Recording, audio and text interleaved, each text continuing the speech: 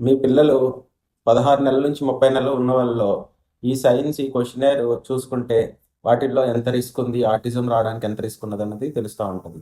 ఎప్పుడైతే ఇలా చేతులతో ఇలాగా ఆడించినప్పుడు కానీ, అలానే వాళ్ళ మోకాళ్ళ మీద ఇలా బౌన్స్ అవుతూ ఉండడం కానీ చేస్తూ ఉన్నారా? Yes, no. అలా చూసుకున్నట్టయితే అలా ఒక 20 క్వశ్చన్స్ ఉన్నాయండి. ఆటిజము దీన్ని ఏమంటాం అంటే ఎంచాట్ అంటాం. Modified checklist for autism in toddlers అనమాట. ఎంచాట్ వీటిల్లో ఏంటంటే 2 పాయింట్ల కన్నా తక్కువ ఉంటే లో రిస్క్, అలానే 3-7 పాయింట్స్ ఉన్నాయంటే మీడియం రిస్క్, ఈ 20లో 8+ పాయింట్స్ ఉన్నాయంటే హై రిస్క్ అనమాట. ఆటిజం రావడానికి హై రిస్క్ అనమాట. క్వశ్చన్స్ చూసుకున్నట్టయితే మీ చిల్డ్రన్ అంటే పిల్లలు ఇలా ఊపుతున్నప్పుడు ఆనందపడడం కానీ, వాళ్ళ మోకాళ్ళ మీద ఇలాగా బౌన్స్ అవ్వడం కానీ చేస్తున్నారా లేదా? ఒకటో క్వశ్చన్.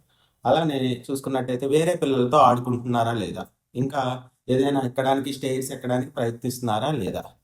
పీకాబూ ఇటువంటివి ఆడడానికి ఇష్టపడుతున్నారా లేదా?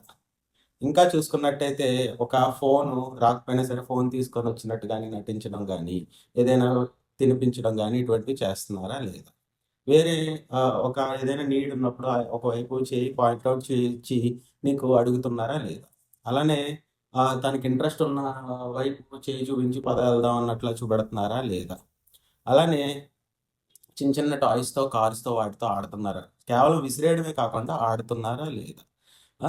అలానే ఒకటి ఏదైనా తన ఇంట్రెస్ట్ ఉన్నది మన దగ్గరికి తీసుకొచ్చి చూపెడుతున్నారా లేదా?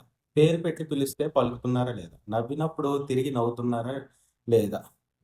కొద్దిగా నాయిసెస్ అవి ఎక్కువ ఉన్నప్పుడు ఇబ్బంది పడుతున్నారా లేదా? ఇంకా నడవగలుగుతున్నారా లేదా? ఐ కాంటాక్ట్ ఇస్తున్నారా లేదా? మనం ఏదైనా కాపీ చేసినప్పుడు రిటర్న్ బాయ్ చెప్పినప్పుడు మళ్ళీ బాయ్ చెప్తున్నారా లేదా? అలానే తల ఇలాగా పైకెత్తినప్పుడు తను కూడా పైకి ఇలా చూడడానికి చూస్తున్నారా లేదా? మనం ఇలా చూసినప్పుడు వాళ్ళు కూడా చూడటము ఇటువంటివి ఏమన్నా చేస్తున్నారా లేదా? అలానే అటెన్షన్, మన అటెన్షన్ కోసమని వాళ్ళేమన్నా ఏదైనా చేయడం గానీ, వాళ్ళేమన్నా మన అటెన్షన్ కోసం చేస్తున్నారా లేదా? మా అటెన్షన్ తీసుకోవడం కోసం. చిన్న చిన్నవి ఒక టాయ్ నాకివ్వు అని చెప్పామంటే వాళ్ళు అవి అర్థం చేసుకొని ఇస్తున్నారా లేదా? ఏదైనా కొత్తవి జరుగుతున్నప్పుడు పేరెంట్స్ మొహం ఇలా చూసి వాళ్ళెలా రియాక్ట్ అవుతున్నారో ఏంటో అన్నది అబ్జర్వ్ చేస్తున్నారా లేదా?